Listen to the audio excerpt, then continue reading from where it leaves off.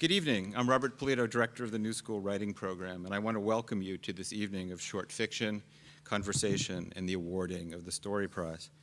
We're honored to be involved with this elegant enterprise, and I want to thank Larry Dark and Julia Lindsay for making it possible. Their devotion to story as art and craft is legendary, nuanced, and utterly admirable. I think all of us whose lives are entangled in words, who live and die by the word, are cheered when the world flashes on short fiction. The way that, for instance, two of the books nominated this past fall for the National Book Award, including one of the books we are celebrating tonight, were collections of great short fiction. Or the way that the New York Times celebrated Amy Hempel's collected stories as one of their 10 best and essential books. Yet it also feels exactly right that short fiction should have its own occasion and its own danae and its own prize. Hence the Story Prize and tonight. So it's my immense pleasure now to turn the evening over to Larry Dark.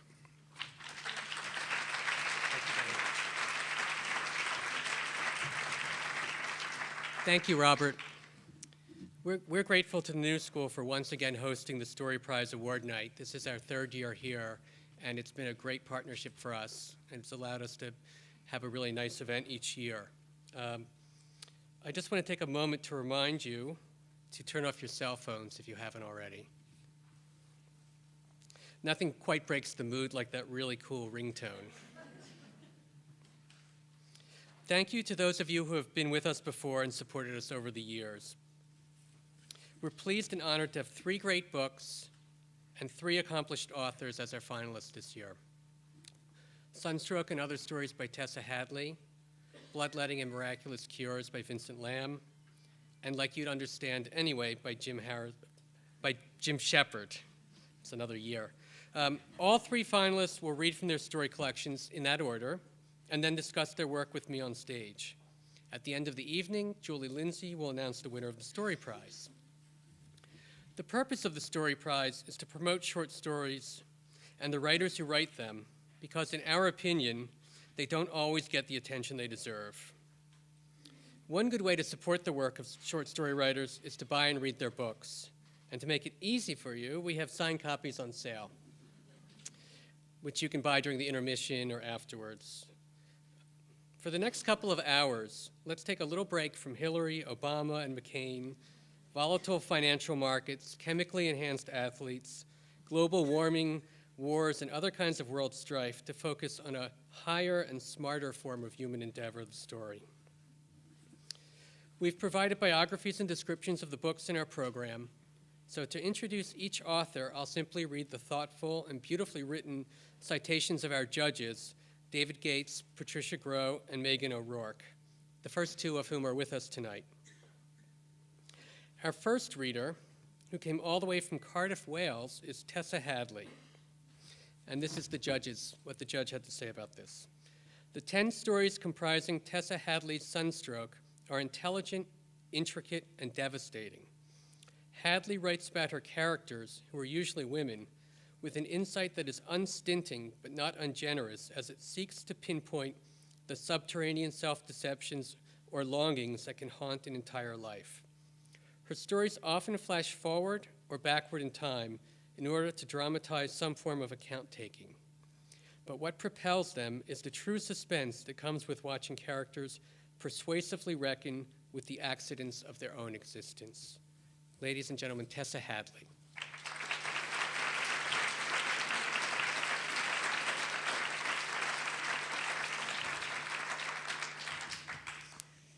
Hello, everybody. I'm going to read tonight from the last story in my collection, perhaps at the back of my mind, partly because I always think of this story as for my mum, for my mother. It's called Matrilineal, and I'm going to read from very near the beginning of the story, and I think all you need to know to make sense of things is that it takes place about 40 years ago. You're told that explicitly in the first sentence of the story, but I won't be reading that. It's about a row. That all seems a good thing to read out for some reason. Helen left Phil on an April evening at about 6:30. They had parted at breakfast on perfectly friendly terms. Then one of Phil's lessons had been cancelled in the afternoon, which meant less money, and she had heard him bounding up the stairs, pleased, of course, at the release a couple of hours before she expected him. She wasn't ready for him. She'd taken advantage of Sophie's afternoon nap to wash the linoleum in the kitchen and was on her hands and knees in her oldest slacks with her hair tied up in a scarf. Nia was leading one of her dolls on an adventure around the living room, instructing it confidingly. Along the bookcases made of planks and bricks, behind the jazz records, among the hilly cushions on the low couch covered in olive green, through the forest of the goatskin rug whose skin peeled in scraps that looked like tissue paper. The weather was grey. The clouds had been suffused all day with a bright light that never quite broke through them. Helen had all the windows open up here in the flat. She hated stuffiness. They were so high at the top of the house that they looked out into the hearts of the garden trees almost as if they were birds nesting. It was that suspenseful moment in spring when the cold has loosened its grip. The tender leaves are bursting out everywhere. A bitter green smell tugs at the senses. The adults are all poised for something momentous to happen, to fill out the meaning of this transformation, anxious already in case another year is slipping past without certainty, without anything becoming clearer. "That's a very attractive proposition," said Phil when he came in and saw her scrubbing the floor intently with her back to him, her bottom stuck up in the air. He ran his hand suggestively around the curve of it under the tight cloth. She looked over her shoulder at him, resting her weight on one arm, wiping her sweaty face on her shirt sleeve. "You're early." "Cancellation," he said jubilantly. "Freedom! I've come home to practice." Usually, when she was ready for him, Helen made an effort to be welcoming when Phil came home, to have a meal ready, to freshen up her makeup and perfume, to take an interest in whatever he'd been doing. She had herself had a perfectly nice day. She had taken the girls to the park on the way back from the shop this morning. And this evening, when Phil went out to play, she was going to cut out the new chunky white cotton twill she had bought to make a suit to wear to his sister's wedding. She didn't even mind washing the floor. She was sorry for Phil having to go out and teach when he hated it. "But you can't practice here," she said. This was their oldest quarrel, ever since they'd moved from their first flat to this one after Nia was born. "They won't be in," he said easily, as if they hadn't been over all this so many times before. "They won't mind." "Why didn't you stay and practice at the college?" "Because I hate the college, because I can't wait to shake the stinking dust of the college off my shoes." "But at college they have soundproof rooms." He stood quietly then for a few moments without moving. Helen pretended not to notice his portentousness, swirling the scrubbing brush in her bucket of water. "Do you really hate my music so much?" Phil said. Not as a question, but in a sort of wondering, cold calm. Phil Cerruti was a very good alto player. Something in the style of Art Pepper, but of course not that good. Art Pepper was his hero. He played his records over and over. He learned his solos by heart. He got a lot of work in the city in the west of England where they lived and the area round about. Not enough work yet to give up teaching. Helen loved him to play. She had fallen in love with him, watching him on stage, his small, loose-jointed body, its movements delicate and finished as a cat's, twitching to the offbeat. Moods passed visibly like weather over the transparent white skin of his face, blue under his eyes when he was tired. Men were drawn to Phil, as well as women. His energy was a steady heat, a promise. He walked out of the kitchen without another word and went into the living room. Helen went on scrubbing the floor for a while, and then she got to her feet with her scrubbing brush still in her hand and followed after him as if she had something more to say. Phil was sitting on the couch beside the open alto case, wetting the reed in his mouthpiece. He had let his thick black hair grow recently, almost down to his shoulders. The teacher training college had complained. Nia and her doll were paused en route around the room looking at him. Helen knew she was surprised that her daddy hadn't greeted her with his usual exuberance. "All day," Helen said, "I have to stop the children running around in case the Underwoods start banging on the ceiling." "Let them bang. We pay our rent. We have a perfect right for our children to run around, for me to practice my music if I want to." "Don't raise your voice," she said. "They'll hear you." "What the hell do I care if they hear me?" "I have to live with them, here, all day, every day." "Then let's move. This is insane. I need to play. We need to feel free in our own home." "We'll never find a flat as nice as this, in such a nice area, for this rent." "What do I care about nice?" "I care." "I can't live like this," Phil shouted. "You're killing me." He dropped the alto onto the couch and rolled onto the floor, shouting at whoever might be listening in the flat below as loud as he could with his face down against the carpet. "You're bloody killing me, for Christ's sake!" Helen threw the scrubbing brush hard at him. Dirty water sprayed around. The brush bounced against his temple, wooden side down, and he yelped in real pain and surprise. "Jesus Christ!" Nia looked astonished and embarrassed. Helen went into the bedroom and closed the door behind her and lay down on the bed. Sophie was still asleep in her cot in the corner, her breathing weightless and tiny as a feather on the air. The rank smell of Phil's hair on the pillow filled Helen's nose and senses. Her heart seemed to be leaping to escape out of her breast. They quarrelled quite often. What she said to herself usually was that Phil was like a child, emotional and volatile. But today, she believed it when he said she was killing him. She had been washing the floor so contentedly. And then in the space of a few minutes, her body had been seized and occupied by this violent tempest.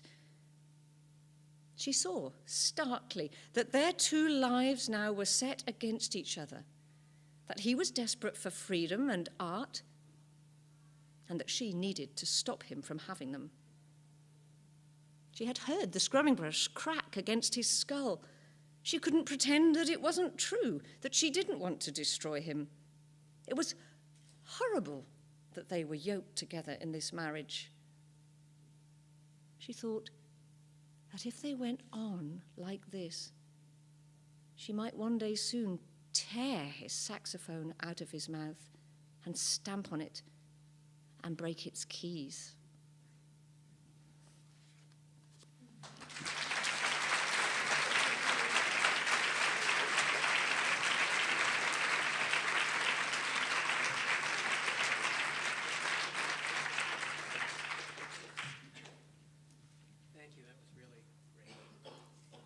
You know, I was thinking as you were reading it that I was going to ask you, why does she leave him? And then I remembered that you answered that question. But how did they get to this point to begin with where they're on such divergent paths? Oh, I would think children have something big to do with that, don't they? You embark on a marriage as two people making a deal. Mm-hmm. She loves this sexy jazz man and right. Precisely that freedom in him that then becomes, when there are two children in the equation, a big problem and an issue, and I think that's a very real thing that could happen in a marriage. So you have children, and you teach. Not married to a saxophone player. Good. I had the feeling you weren't. And maybe you were before. My Never. dad was a trumpeter. So that's probably more germane, though I have to say he wasn't, certainly not in the 1960s, playing Art Pepper. He was a bit of a trad man, and he preferred sort of Louis Armstrong. How do you fit the writing into your life? You know, between being a mother and a teacher. I know it's difficult. Well, at this moment of my life, I feel very lucky in that it feels okay. My children are not actually, they don't really even count as children anymore. They're pretty grown up. My youngest is 16. I'm half-time teaching, and the rest of the week I have this lovely, easy space. But there was a time when I was writing with little babies and things, and I've always said that that's a very good way of learning the discipline. When your baby falls asleep for 3 hours, that's the 3 hours you write, and you don't dither about making coffee or washing the dishes or making the house look nice. You just get straight down to it. But I don't even need that steely discipline anymore, actually. I've always had a feeling, it's going to sound very not correct feminism, but I slunk around in a very old-fashioned way, having a private life at home while my husband worked, and I made my writing time out of that. That's not a good thing to have done, or the right way to have done it, but that's what I did. It was an old-fashioned married arrangement, and around the edges of that space, I made my time to write. You found the space. Yeah, in a way that if I'd had a full-time job in those days, I wouldn't have. You're somewhat unusual as a British writer in that you write short stories a lot. That's probably what, at least over here, you're best known for. Why do you think it is that short stories aren't quite as big a form in the UK as they are in the US? There's probably nobody knows, Right. but I would have two goes at answering that. One is I think you have so many more outlets, so it's a kind of demand issue. There just aren't that many places to put short stories in Britain. Whereas you do have, I'm sure you complain there aren't enough here, but you have many more lovely magazines, really classy magazines with very good quality of fiction in them. So there's that. But I wonder whether it's deeper than that. I actually do think that the short story is a very American form, and we were saying at lunch that this goes back a long way further in American fiction than it does in British fiction, that actually you have your Poe and your Hawthorne and Melville and Washington Irving. There's no equivalent to that in the English tradition. So a bit of both, a bit of something inside the cultural history of the form and something more brutal about the marketplace as well, probably. Right. But somehow you found an affinity for the story, and did that have something to do with what you're talking about, those conditions, and how you found time to write? Was it those blocks of time where they more conducive to short fiction, or is it just something you as a writer by temperament are drawn to? Yeah, that. Well, I think all writing begins with reading, and I think I just love reading short stories, and I've, from the beginning, loved them and loved Mansfield and Elizabeth Bowen. Henry James I'm not so sure about. I'm a great James fan and enthusiast. I'm actually not mad about his stories. I prefer the novels. But yeah, I've been a great reader of the short story, and I love them. And of course, when you're starting writing, there is something obvious about choosing to write something that's going to take you a month or 2 months rather than committing straight away, plunging into writing a novel that's going to take you 2 years, and you might find halfway through that it's died. And that's trickier than a short story dying on you. So I suppose there was a little bit of pragmatic, yeah, that was what I did first, but more than anything, I love them. I love the form. I love reading them. The stories in Sunstroke, a lot of them seem to have at least parts of them take place during the 1970s. Is that something by design? Was that part of the plan of it for that, or is that something, a period that has, a particular resonance for you? yeah, it's just when I was young. Right. So I guess... Those were good times, weren't they? Oh, not unequivocally good times, Yeah. no. But they've, I suppose, collecting my thoughts together now, what I'm thinking about is, okay, how did now come out of then? And that was my then, that's my formative then. And then sometimes I go back a bit further, like in this one I was reading, that's my childhood time, and that's kind of it's not a story about my parents, but it borrows stuff from that.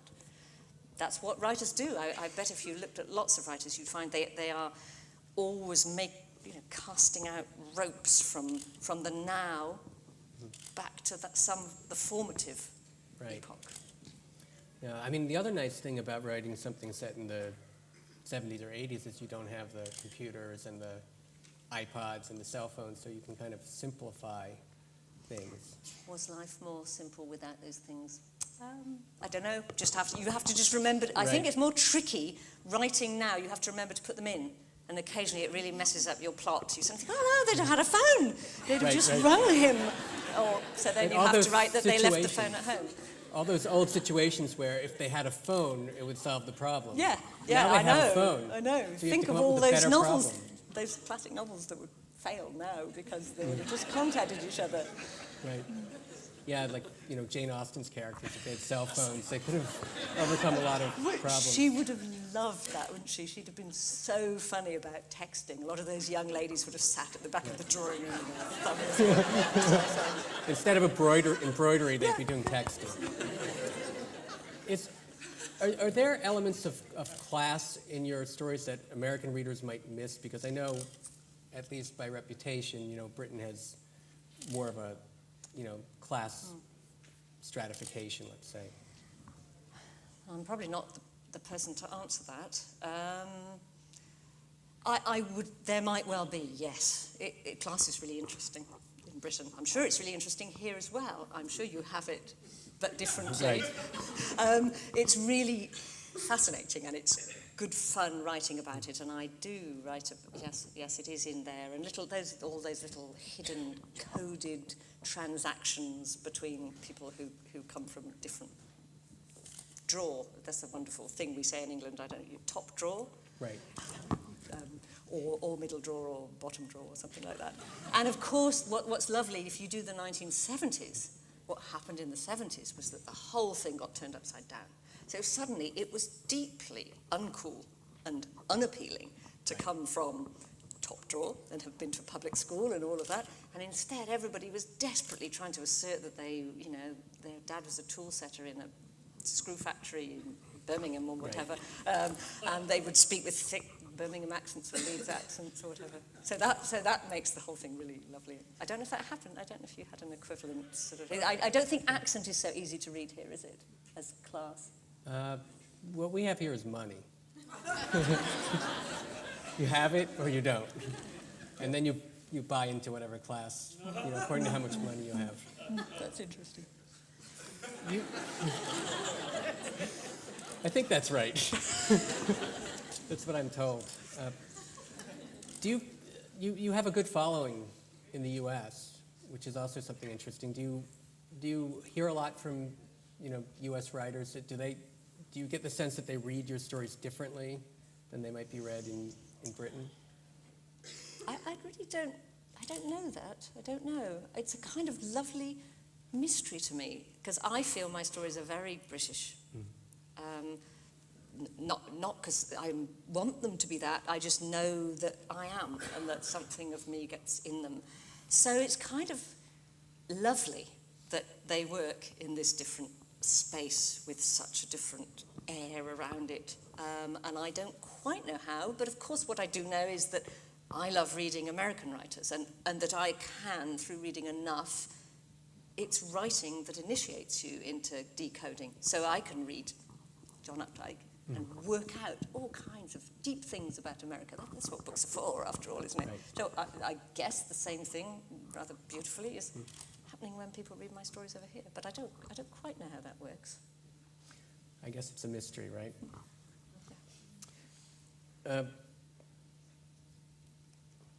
When you, let's say if you weren't a writer, is there some other art form that you would be drawn to? Visual art or music or something along those lines? I don't think I would be any good at anything else. But if you're asking me a different question, what do I love? I actually love film. I love watching films and thinking about films, but I think you have, the problem with film and theatre is that you have to be social. You have to actually, I'm incredibly social, sorry, don't get me, I'm not, a recluse or anything, but to be able to deal with something creative and at the same time be dealing with a crowd of people and different psychologies, and it appeals to me. It must be absolutely marvellous, but I don't think I'd be very good at it. But I don't think I'd be good at anything except for this. I think that's what most writers say. They have to do it. There's nothing else they could be doing. Well, thank you. It was great talking to you. Thank you very much. Thank you very much.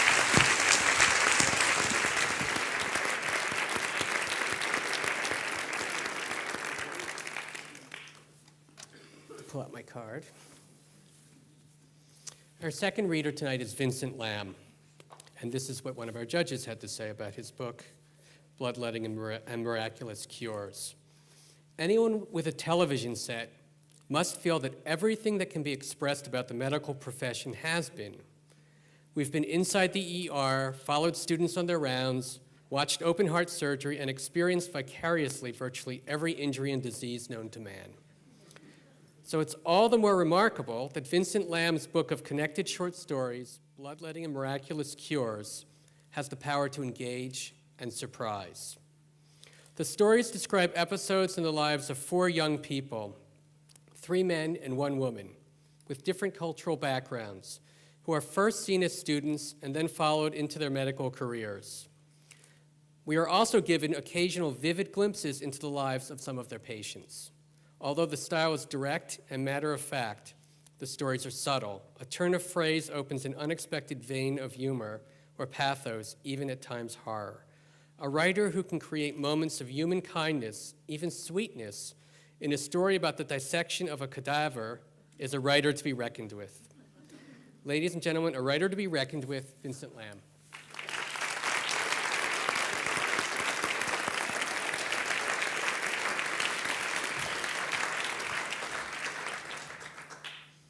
Thanks very much, Larry. And I'd like to thank deeply the organizers and supporters of the Story Prize for supporting this form, the short story.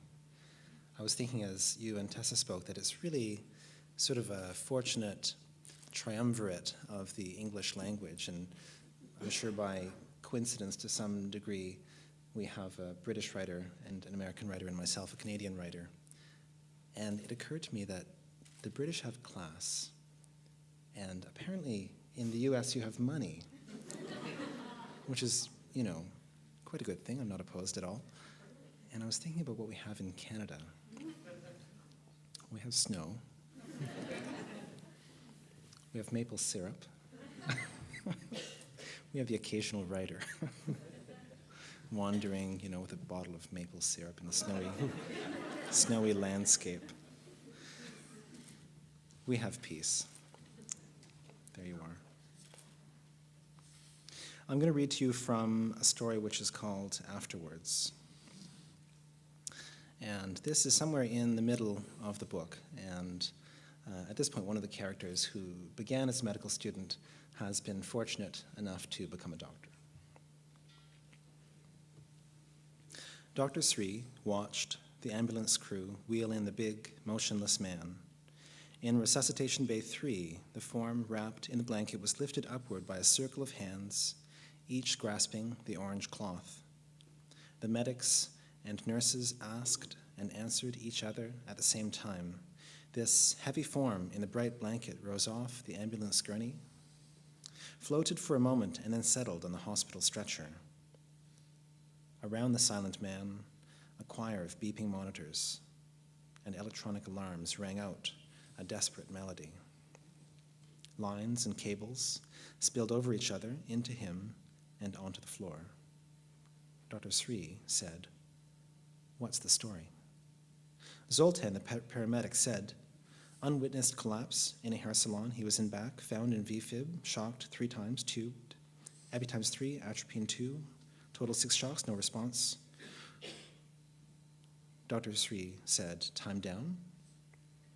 Well, let's see, the call was at 14:05, now 25 minutes down. All right. Dr. Sri placed his stethoscope on the man's chest. No heart sounds. The eyeballs were beginning to dry and stick to the open lids, and the pupils were a fixed size. The hands were a lacy blue web, which spread up the arms to the purple face. Sri felt relaxed, almost placid. 25 minutes down, said Sri. He felt calm, because it was too late to make a difference. Yeah, said the medic. Traffic. Fine. Bolus, MEO 300, pads, get ready to shock. Hands reaching for drug boxes for the paddles, the monitor's frantic line jumped up and down, bouncing, and wild. Ventricular fibrillation, the heart's desperate spasm. MEO in, called out a nurse. Sri held the paddles in front of himself. Charging to 360, said Sri. His thumbs flicked the red buttons on each paddle. The counter climbed. 250, 300, 360. I'm clear. He placed the paddles on the chest. You're clear? He looked up and down the stretcher to see that everyone had stepped well back from the metal rails of the stretcher. Everyone's clear. Sri leaned down hard over the paddles. His thumbs found the big orange buttons. With a quiet beep of the defibrillator, the man's body jumped in a moment and softly rustled the sheets in falling back into them. Sri always thought that there was a noise in that jumping, like a little bang or a snap. But afterwards he wondered if he had imagined it, and then he couldn't be sure. Continue CPR, said Sri. Zoltan, whose shoulders were broader than his planted feet, compressed the chest. With his hands overlapped in a closed-mouth smile, he pumped the chest casually, flexed at the elbows. Most people lock their elbows and lunge from the waist in order to achieve sufficient force. But Zoltan pumped with a delicate, stroking motion that pushed the silent man audibly down, down, down again into the stretcher.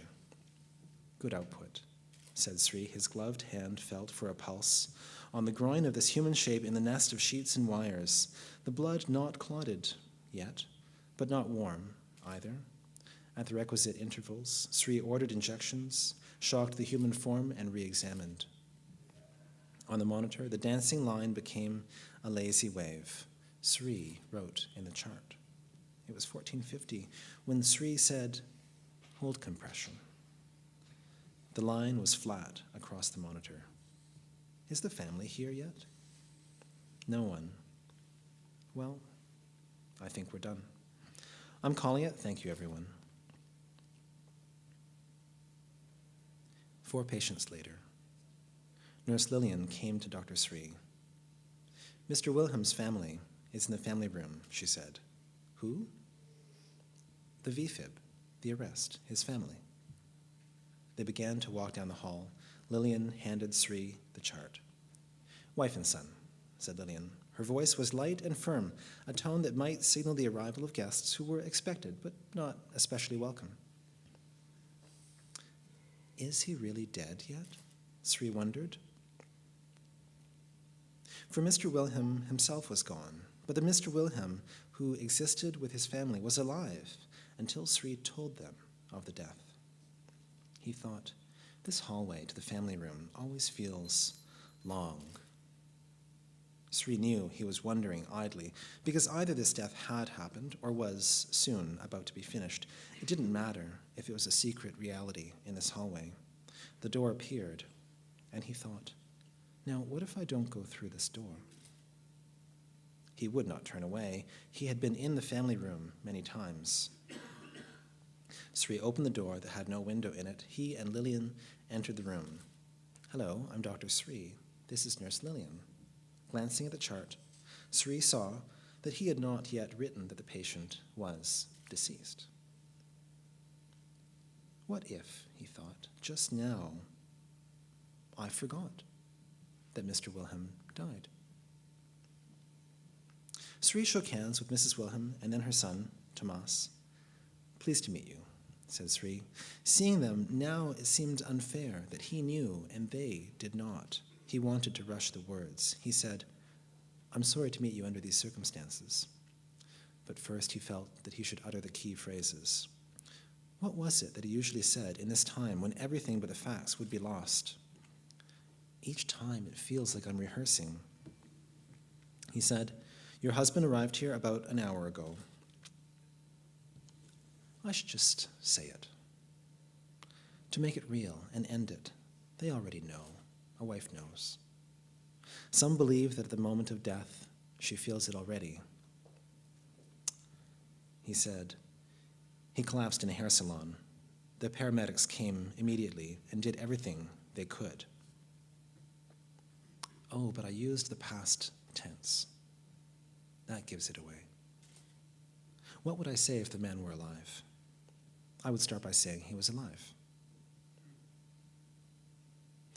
And as he began to tell it, Sri felt calm. They transported him here. We began to resuscitate him immediately. His heart had stopped beating. We did everything we could. And that last phrase felt like soap opera, but these words always came out of his mouth. To talk like this simply creates a delay, he thought. But there is a story to tell. Tell them the story. The story needs to come before the ending so that looking back it makes sense. He said we couldn't restart his heart. And so perhaps he tricked himself by revealing the death without saying the actual words, by speaking of the heart. No, I should say it. I'm sorry, Mrs. Wilhelm, but your husband passed away peacefully about half an hour ago. He was in no pain or discomfort. There. And that last part, he always felt as if he might be lying. The wife's face held a shattered expectation. Tomas Wilhelm was Dr. Sri's age, a son with quiet eyes that had the calm of gray water.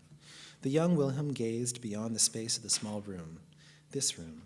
Sri had seen its pictures so many times before, but he could never think of what they showed once he had left the room.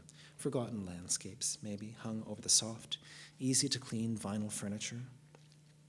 Well, most likely it was a heart attack, said Sri. His son said, he didn't take care of himself. I see, said Dr. Sri. Tomas continued, he smoked, never exercised, he was a diabetic, didn't care about his sugar. And Sri always felt a certain kind of relief to learn that a deceased person's end was predicted by his life. It made it a happens to someone else event, a bound-to-occur circumstance. There was less to explain, less to understand. Well, he said, I'm sure there's a lot to remember.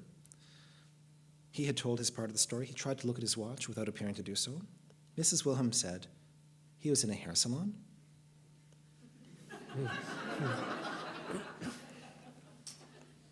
Yes, a hair salon, said Sri. He was in the back room of the hair salon. They called the ambulance. The paramedics gave him a hair salon? You mean his barber? Said Mrs. Wilhelm. Well, I suppose his barber. Why was he in the back of the barber shop? Asked his son, Tomas. Well, I don't know, said Dr. Sri. Details. Everyone wants to know the details. Emphasize the promptness of treatment. Well, you see, the ambulance crew shocked him immediately. They treated him immediately. You mean the ambulance people were there? Asked Tomas. Well, no, after they arrived. I don't think his barber has a back room, said Mrs. Wilhelm. She turned to Tomas. Did he ever call it a hair salon?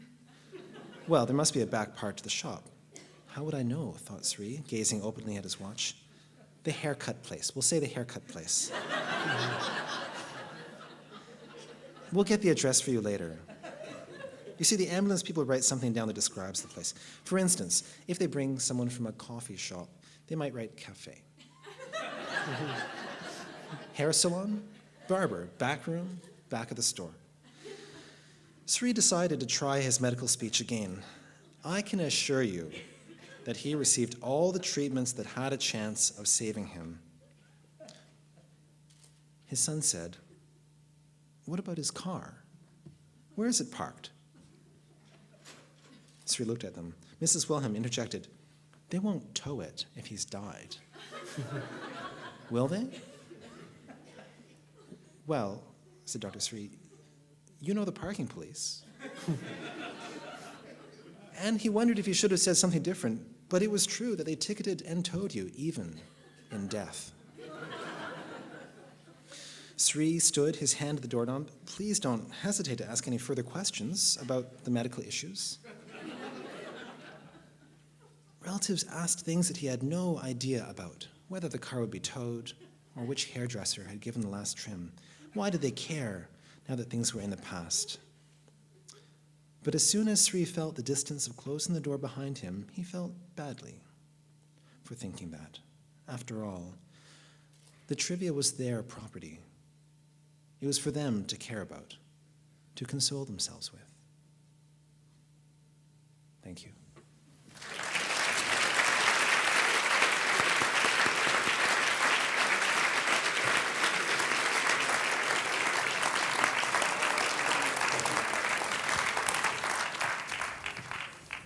Okay, so let's get this straight. He wasn't. Fiction. It Remember, turns out fiction. in the story that he wasn't there to get his hair done, right? That is true. It was a hair salon. Yeah. What? Now you're giving it away. That's true. Well, there are other stories that I won't give away. Why, when someone comes in to the ER, your doctor, of course, and you can tell they're dead and there's no chance, why do you still go through all of the routines of trying to resuscitate them? Well, for the most part, it's to hedge against our judgment. I may think that someone has absolutely no chance. And mind you, most people, I think that they do have a chance. But the minority of people who come in, even if my professional judgment would indicate that they probably have no chance, I think it's a little bit of an excess of hubris for me to both make that decision and act upon it. So we err on the side of being wrong in having made that judgment. And so we do everything that could conceivably do good for a certain period of time in order to allow that sometimes people beat the odds. And so you can say, we did everything we could. And we can say that as well. There's no story in your collection called Bloodletting and Miraculous Cures. Where does the title come from? Yes. Well, as I was working on this collection, there was an entirely different title, and I planned to call the book 1 in 3, which immediately drew expressions of bewilderment. Yeah, I'm bewildered. What does that mean? Well, it was going to be a book about fractions.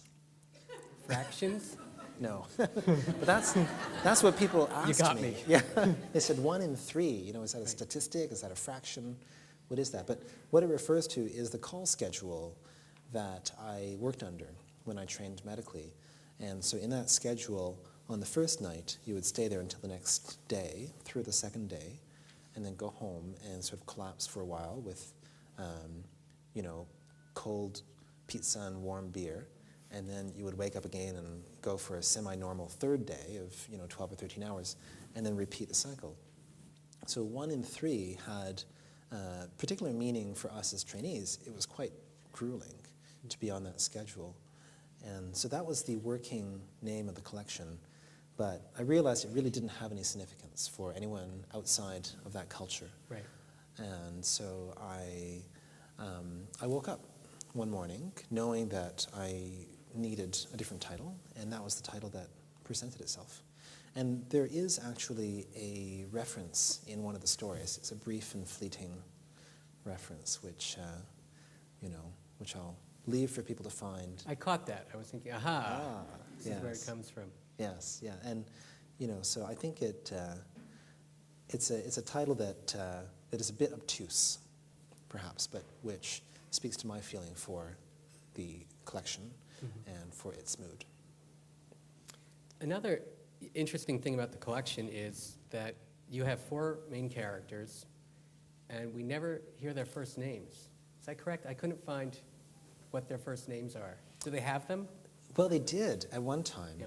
and rather cruelly, I removed them. Yeah, it was initially simply a function of the logistics of writing it. You know, they had first names. Mm-hmm. In parts of the story, they are medical students, they become doctors, and of course one refers to doctor last name, you know, Dr. Smith, Dr. whatever. One refers to a friend in another context by a first name. And I figured I had enough hurdles as a writer to overcome that I should just simplify things and just give them each one name and not think about having them with a first and a second name. So that was the initial very, very kind of simplistic and utilitarian reason. But after a while, I think I forgot what their other names were, and I began to think of them very much simply as those people, and simply as an entity that existed in that way with one name, which is in some ways the culture of the hospital, Right. and the culture of the place that they are in. So you might not know some of your colleagues' first names. You just call them by their last name. Many I don't. Yeah. I mean, people that I know quite well, I do know their first names. Okay. But there's lots of people that I work with in the hospital whom I simply refer to as Dr. So-and-so. Oh, interesting. Yeah. Another feature of this book that you don't see in too many short story collections is you have a glossary of medical terms. Yeah. Now, is that something you knew you were going to do, or did you kind of get to the end of the process and realize there's a lot of jargon in here that I better explain for readers? Well, it was very much something that came at the end. And I wrote the collection with two goals in terms of the technical aspects of the language. I mean, of course, I had certain artistic feelings for it. But in terms of the jargon issue, what I wanted to do was to write a text that simply could be read without a glossary and without a medical background, and still be meaningful, still be interesting, and not be disrupted in terms of flow. So that was one of my goals. But my second goal was that I wanted any person with a medical background to read it and feel that it was correct and that it was authentic, the dialogue was sufficiently representative of what actually is said and what is actually done. And so this was quite a delicate balance. I'll leave it for other people to judge how successful that is.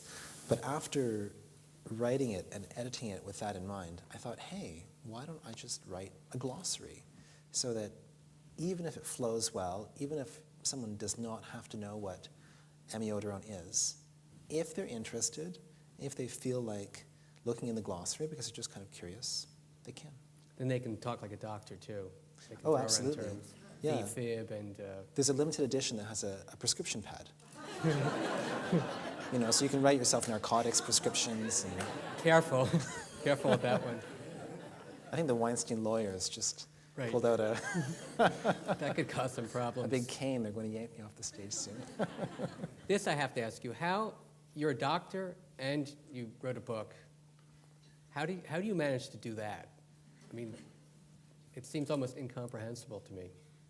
Well, during the time that I was working on this book, I didn't have kids yet.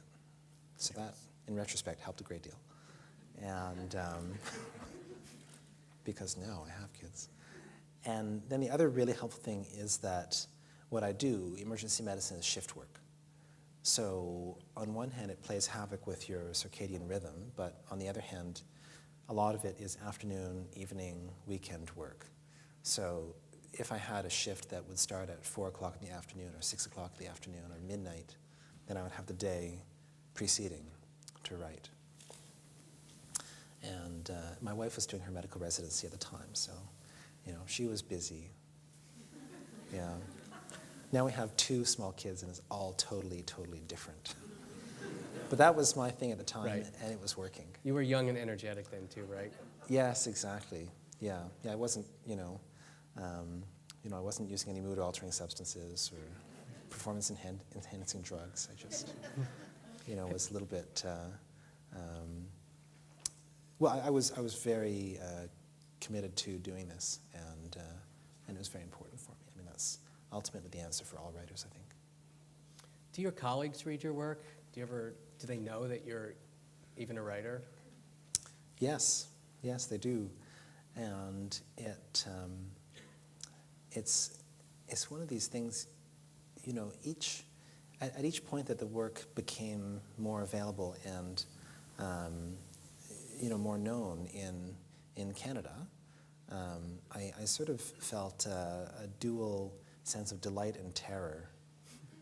I wrote it not even assuming it would be published, and so then it went on to be published, and that was great. And and then it sort of grumbled along for a while, and it was well reviewed, not widely read. Later, it became fairly widely read in Canada, and so each time one of these steps happened, it got published, and then it became widely known. I thought, oh wow, this is great. I thought, oh my God, now all my friends are going to read what I've written about us. And I like them. I mean, they're my friends. You've betrayed I want them to stay my profession. friends. And the funny thing is that although that was what I was afraid of, it's been really, really well received in Canada amongst my colleagues. It's been that people really have a sense that it's their story. Now, there's a selected group of people who come to tell me they like it. I'm sure the people who are happy to throw a stone at me just kind of keep well back. Right, you don't know them. But the reaction that I've seen has been overwhelmingly positive, and that has been very gratifying. That people have felt that it's not a candy-coated book, but it's also not a slanderous book. It's a book which tries to tell the story it's trying to tell, and I think that even the medical readers can appreciate that. Okay, well, thank you very much. That was very interesting.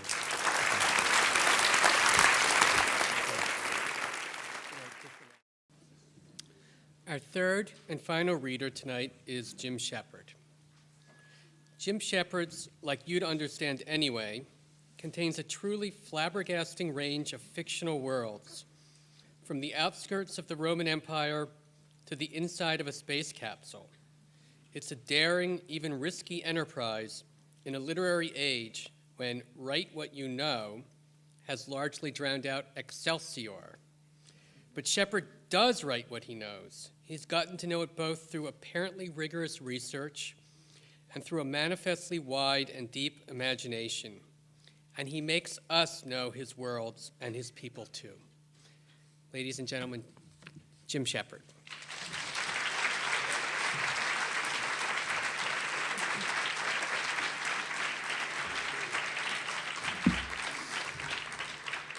Thank you, Larry, and thanks to everybody involved in this wonderful prize, which is such a nice thing for short story writers. I was saying at lunch today, I'm so tired of short story writers being celebrated over and over and over in our culture. I know Larry promised you tonight a respite from biological and economic catastrophe, but I'm here to tell you I got some bad news. I'm going to be reading the beginning of a story called The 0 Meter Diving Team, which is about Chernobyl. It's broken into little subtitled sections, so if I say a short phrase and then seem to disassociate, that's what I'm trying to render. Guilt, guilt, guilt.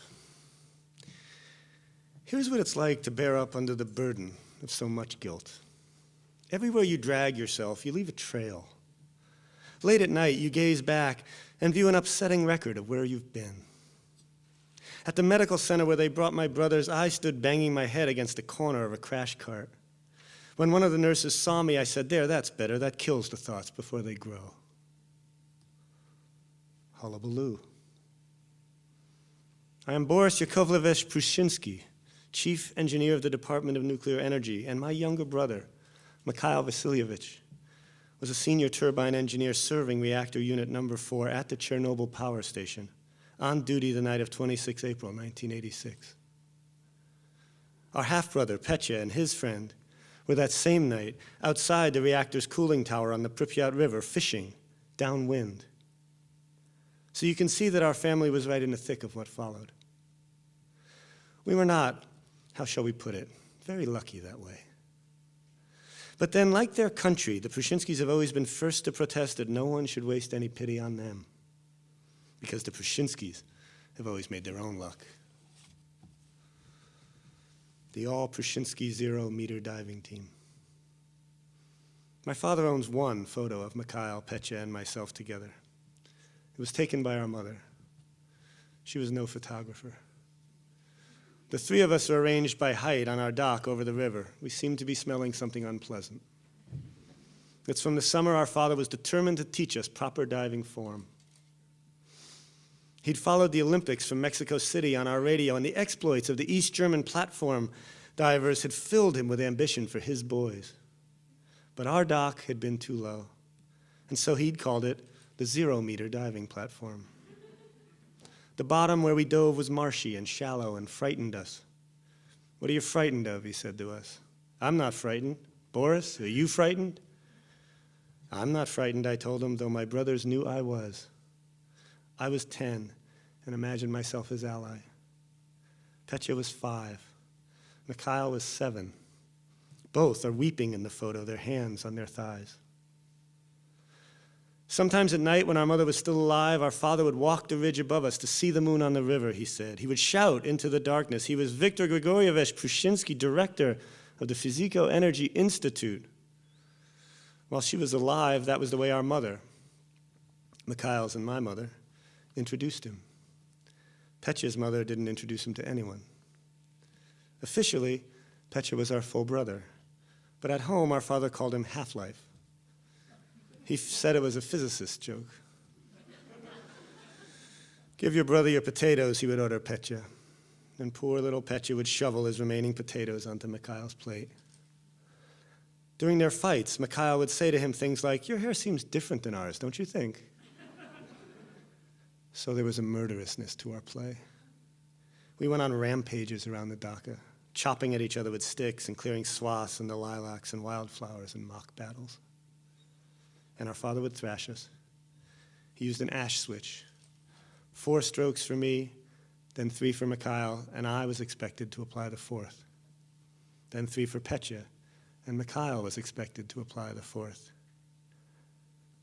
Our faces were terrible to behold.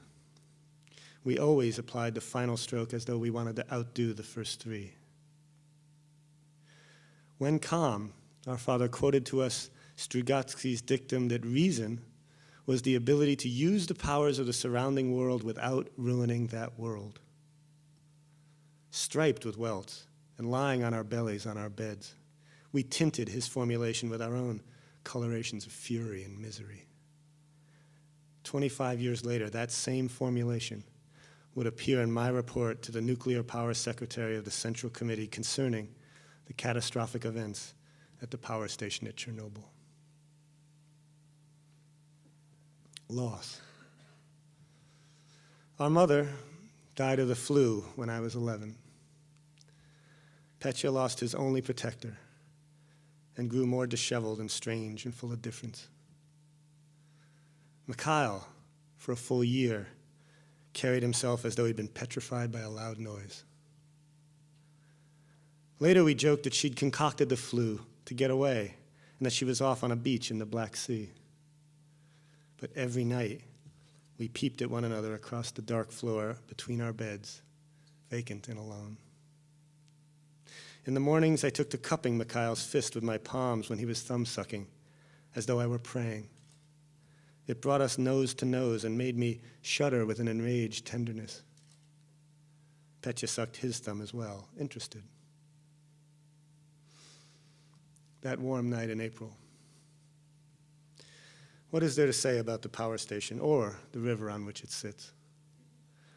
The Pripyat, just a few kilometers downstream, drains into the Dnieper, having snaked through land as level as a soccer pitch. with a current the color of tea from the peat bogs nearby. In the deeper parts, it's cold year-round. For long stretches, it dips and loops around stands of young pines. Mikhail was pleased with the area when he settled there. He was a young tyro, the coming thing, at 28 a senior turbine engineer. There were 3 secondary schools, a young people's club, festive covered markets, a 2-screen cinema, and a children's world department store. Plenty of good walking trails and fishing. Petya followed him. Petya usually followed him from assignment to assignment, getting odd jobs, getting drunk, getting thrown in jail, getting bailed out of trouble by his brother, or half-brother. Why doesn't he ever follow you, Mikhail asked me the night Petya showed up on his doorstep yet again. Mikhail didn't often call. It was a bad connection that sounded like wasps in the telephone line. Petya was already asleep in his dining room. He'd walked the last 20 versts after having hitched a ride on a cement truck. They found him a little apartment in town and a job on the construction site for the spent fuel depository. As for a resident permit, for that, Mikhail told me on the phone, they'd rely on their big shot brother. I was ready to help out. We both treated Petya as though he had to be taught to swallow. Let me do that, we'd tell him, before he'd even commenced what he was going to attempt. Whatever went wrong in our lives, we'd think they still weren't as fucked up as Petya's. Mikhail's shift came on duty at midnight, an hour and 25 minutes before the explosion. Most of the shift members did not survive until morning. Petya, I was told later, was fishing that night with another layabout, a friend. They'd chosen a little sandbar near the feeder channel across from the turbine hall where the water released from the heat exchangers into the cooling pond was 20 degrees warmer. In spring it filled with hatchlings. There was no moon, and it was balmy for April, and starry above the black shapes of the cooling towers. Earthenware pots. As chief engineer of the Department of Nuclear Energy, I was a mongrel, half technocrat, half bureaucrat. We knew there were problems in both design and operating procedures, but what industry didn't have problems? Our method was to get rid of them by keeping silent. Nepotism ruled the day. Fat lot of good it's done me, Mikhail often joked. If you tried to bring a claim against someone for incompetence or negligence, his allies hectored you, all indignation on his behalf. Everyone ended up shouting, no one got to the bottom of the problem, and you became a saboteur, someone seeking to undermine the achievement of the quotas. People said I owed my position to my father, and Mikhail owed his position to me.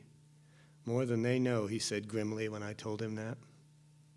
At various congresses, I ran my concerns by my father.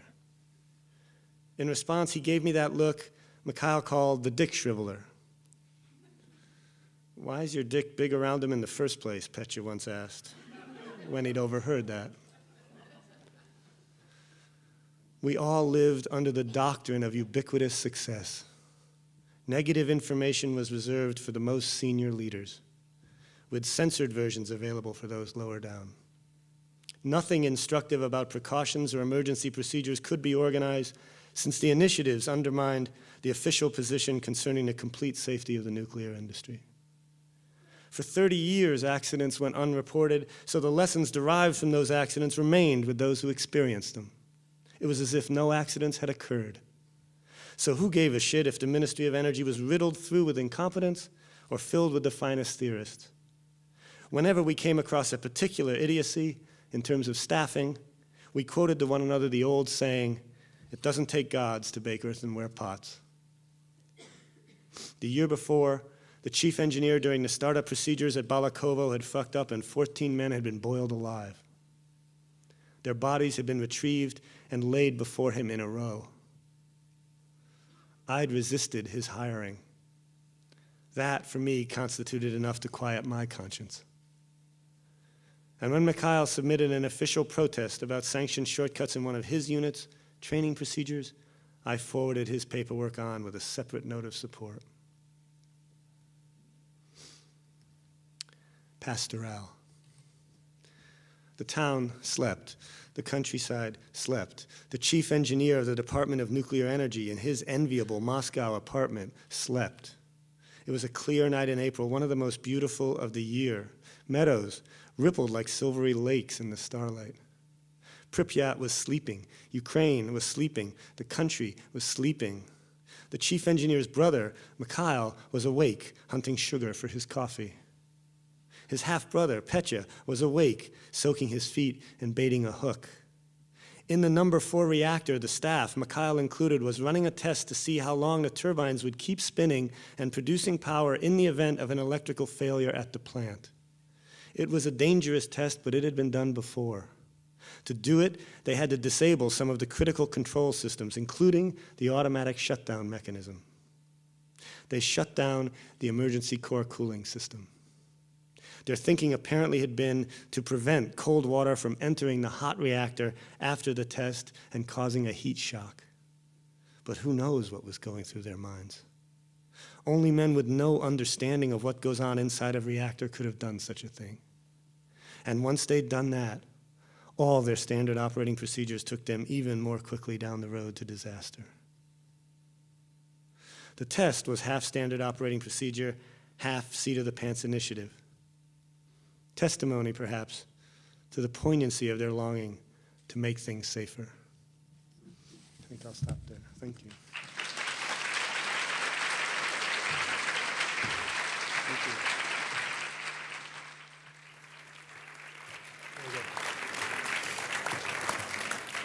There you go. Hey, it rolls. Just stay in one place. There were marks there. You need the emotional inner life of a 10-year-old, I think, to be. Hi there. Hello. What is it that attracted you to a story about Chernobyl in particular? Just such an upbeat topic, you know. I mean, I've always been attracted to feel-good stories. I mean, Right. stories where, when we confront humanity, we think, "Gosh darn it, we can all pull together." No. What attracted me to that? I was reading a lot of oral testimony about Chernobyl. And the stories were just astonishing and sort of harrowing. And that sense of wanting to hide the wrongdoing no matter what, the way that took precedence. Right. I don't know, it seemed to have some resonance in our current culture. But I was also interested in the way that sort of, what seemed inconceivable on the highest political level, who would pretend that nothing had gone wrong, had its analogs in the private life of these people. So that there was this way in which they were saying, well, there's nothing wrong with the reactor. You know, the same way we go, well, Uncle Bill doesn't have a drinking problem. You know, like, Right. oh, I'm pretty sure he does. His liver just exploded, you know, that kind of. So I was interested in that connection as a way of teaching me about how exactly these, because it does seem like, when you read the responses, it's not so much, what's really hard to conceive is not so much the series of mistakes that led up to the actual explosion, as amazing as those mistakes are, but the reaction of the Soviet Union after that for about 2 days is just jaw-dropping. And to see that kind of denial operating on a massive level, it just made me nostalgic for George W. Bush. It really, So when you're doing research, and a lot of your stories apparently are researched I'm insulted. from the long list of books you have in the I'm beginning. not going to sit here for, no. Did you learn something new about this? Was there No, something I knew surprising? everything from birth. I mean, No, but was there something that you didn't expect when you got oh, there more was a deeply into lot. it? Yeah, what happens is I don't set out to, like, I didn't go, I need to write about denial, Chernobyl, there's the Right, subject. I mean, I will just, I'm enough of a nerd that I'll just take a big pile of oral testimonies about Chernobyl out of the library because I want to read them. Mm-hmm. My long-suffering wife has said that I'm the only person she knows who would take a history of the guillotine to the beach. So I'm reading that for pleasure, and then I start to feel a kind of emotional resonance with some of these dilemmas. And I think, this could be a story. And then I start to research as though I'm writing a story, which is, what does a senior turbine engineer do? Where would he have come from? What is his family? That sort of stuff. So then it's the kind of research a lot of fiction writers do all the time. Right. But before that, there's that stage of research that really isn't called research. It's just called Jim Should Get a Life. Brothers are important to this story, and throughout the stories in the book, not every story, but that seems to be a major component. Did you organize it along those lines, or is that just something you're drawn to? No, like almost everything that's taken any kind of form in my life, it just happened. In fact, when Knopf was sort of despairingly trying to figure out how to sell yet another book of stories by me, they thought, I know, what about this? All first-person stories. Man of 1,000 voices. Right. What do you think of that? And I thought, I don't know. And I thought, I'll look at my stories and see which ones I have to drop. All first-person stories. Turned out they were all first-person.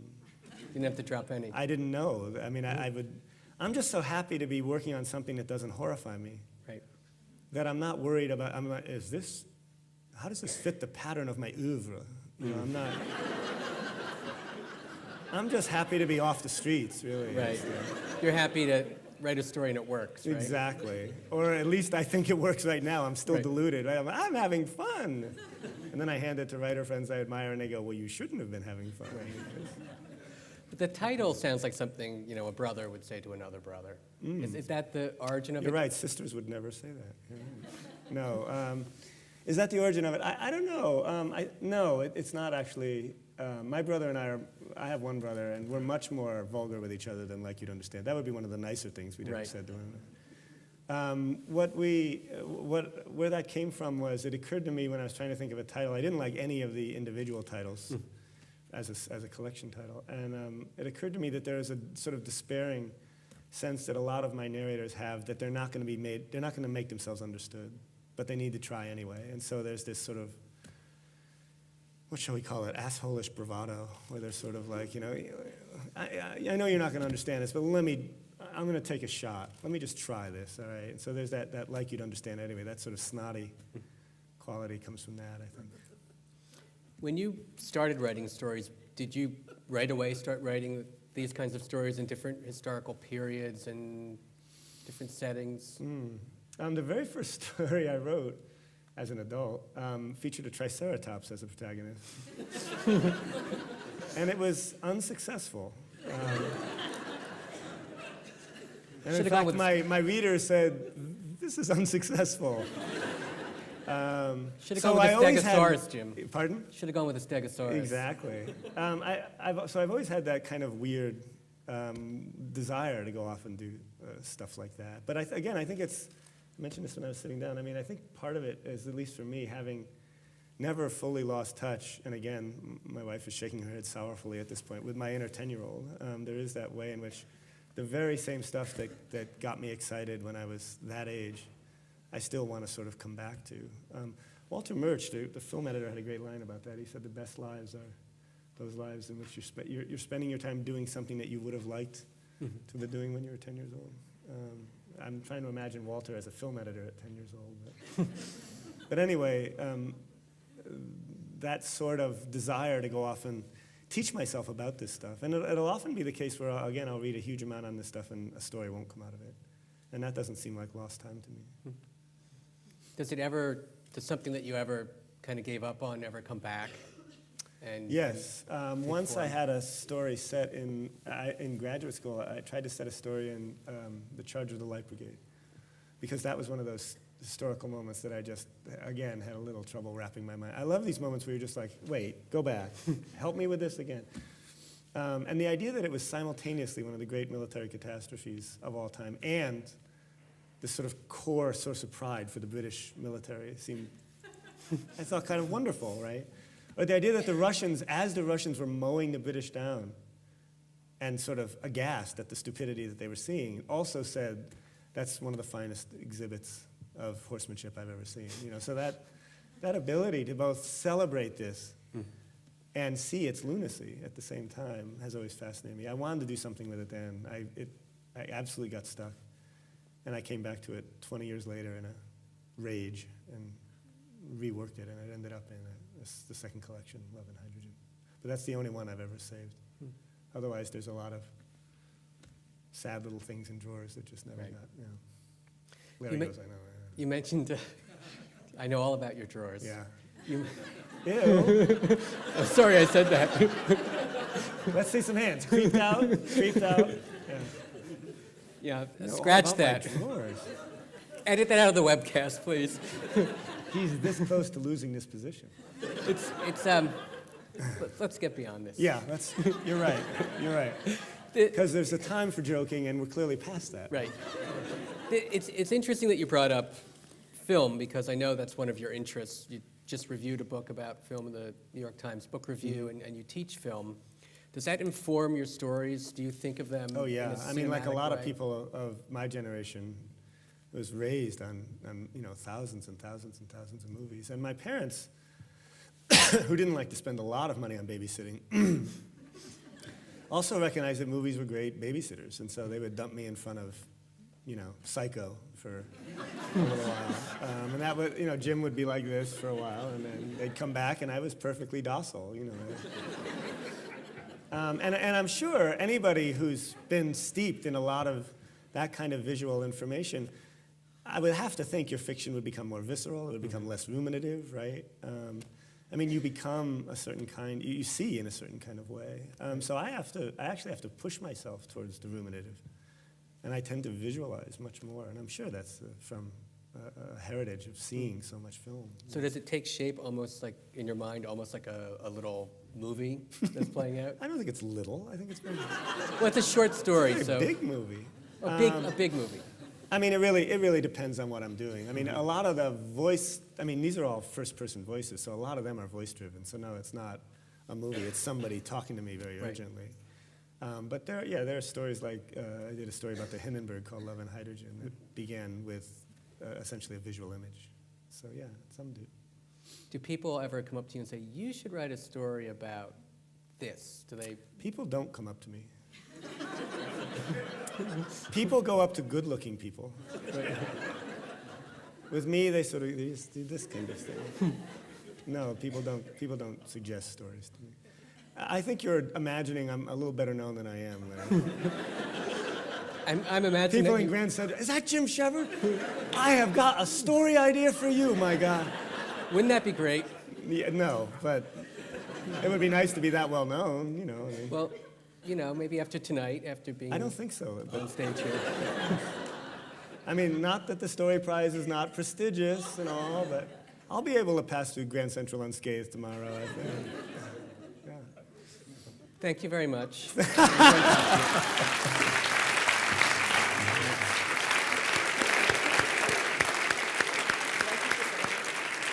Yeah.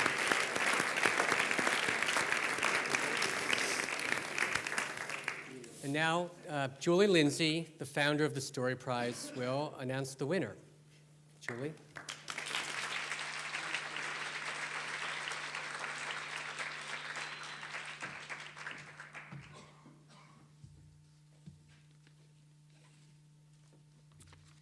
Well, here we are.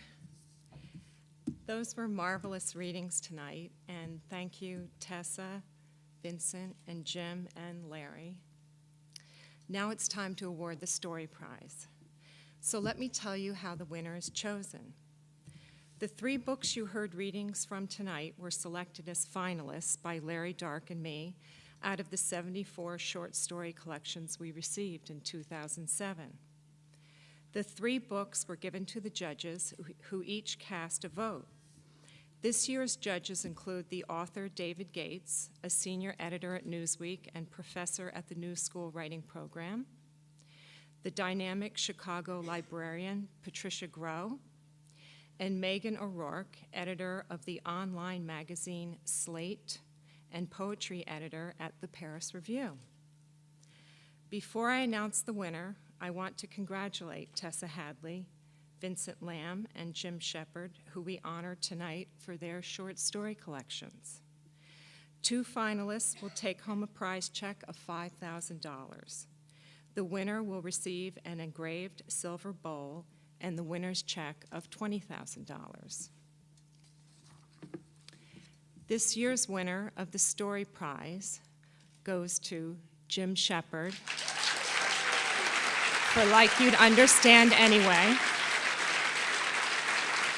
Jim, please come up to receive the prize.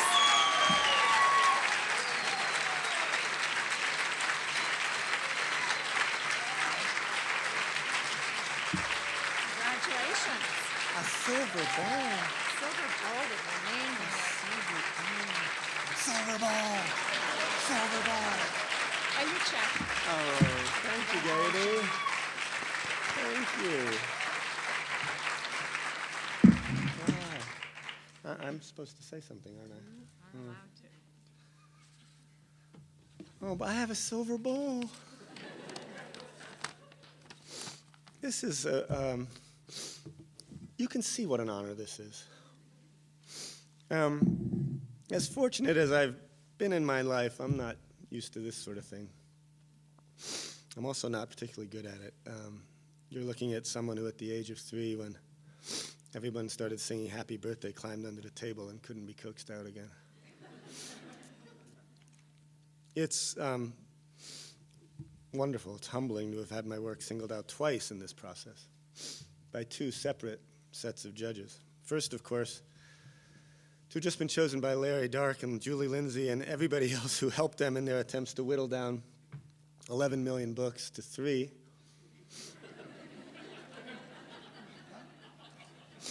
And then beyond that, think of how cool it would be to be informed that David Gates and Megan O'Rourke and Patricia Grow had all met and they had decided that they wanted to honor your work.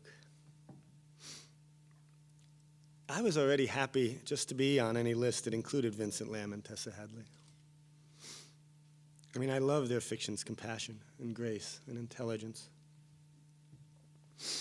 Bloodletting and Miraculous cures you really need to buy before this night's over. It's a startling and affecting immersion in the lives of those doctors, tracing their careers and illuminating as it does how even the most keenly, if intermittently self-aware among us can continue to run their lives off rails.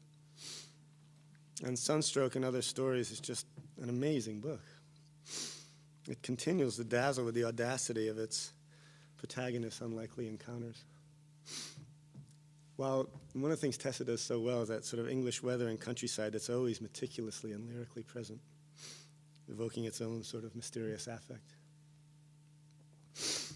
What I love about both collections is the way they remind us what short stories can do. They focus with economy and grace our empathetic attention. Focus in this case signifying awareness, discernment, clarity, and insight. A list Eudora Welty compared to the attributes of love. They compel our interest in lives other than their own, or our own. And they offer us their articulation of loss, and that articulation is itself a great consolation. And before I leave this podium, I should also mention how many pieces of good fortune had to intersect to put me up here. From my parents' determination to set books in front of me as soon as I could sit up, to the patience and mentorship of teachers like Stephen Minot and John Hawkes, to the radical good fortune I've had with editors, from Michael Curtis, who published my first story when I was, 2.5, to Bob Gottlieb and Jerry Howard and Pat Strong and Ellen Rosenbusch and Gary Fiskajohn. Imagine a tag team of some of the world's greatest shipbuilders all laboring away at the same dumpy little birch bark canoe. And that tag team has also been composed of those optimists charged with figuring out how to present what I do to the world. Agents like Liz Derrenzoff and Peter Mattson and Jim Ruttman. Writer friends like Ron Hansen, Gary Zebrin, Sandra Leong, Charlie Baxter, Amy Hempel, who provided what can only be called unstinting support. And as Larry was suggesting, I've had good fortune in another way as well. I have an older brother, John, who's been an amazing and terrifying source of education and self-examination, and who's consistently helped me to understand what it means to be connected to human beings. And speaking of writer friends and what it means to be connected to other human beings, I need to seriously celebrate my wife, Karen. who not only makes me a better writer, but a better person. This would not have been remotely possible without her, as she will be the first to tell you. So Karen thanks you, and thanks again to everyone who made such a wonderful thing possible.